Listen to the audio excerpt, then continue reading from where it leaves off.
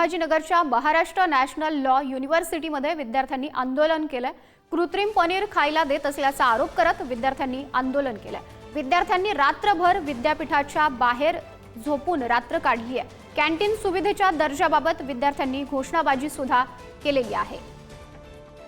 कृत्रिम पनीर खायला देत असल्याचा विद्यार्थ्यांचा आरोप आहे आणि विद्यार्थ्यांनी रात्र सुद्धा बाहेरच झोपून काढलेली आहे। कॅन्टीन सुविधेच्या दर्जाबाबत विद्यार्थ्यांनी आवाज उठवल्याचं दिसतंय। संभाजीनगरच्या महाराष्ट्र लॉ या विद्यापीठामध्ये युनिव्हर्सिटीमध्ये विद्यार्थ्यांनी हे आंदोलन केलेलं आहे। विद्यार्थ्यांनी आंदोलन करतानाची ही दृश्य आहेत। कृत्रिम पनीर खायला देत असल्याचा या विद्यार्थ्यांनी आरोप केलेला आहे। कॉन्ट्रैक्ट सर्टिफिकेशन में लिखा हुआ है डेफिनेशन क्लॉज में all agreements enforceable by law are contracts. Vivek Wilson कहते हैं। प्रतिनिधी सचिन जिरे आपल्याशी जोडले गेलेले आहेत। सचिन, या विद्यार्थ्यांचा नेमका काय आरोप आहे?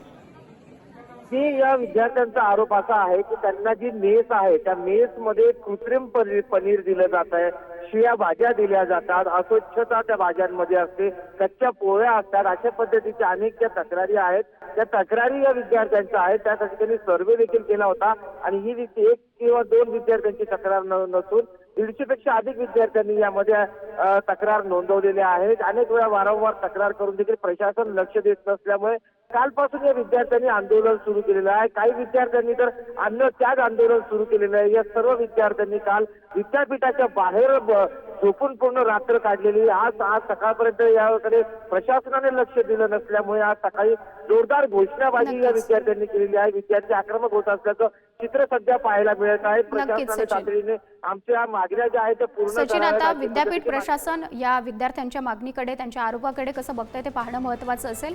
धन्यवाद दिलेल्या या माहितीसाठी।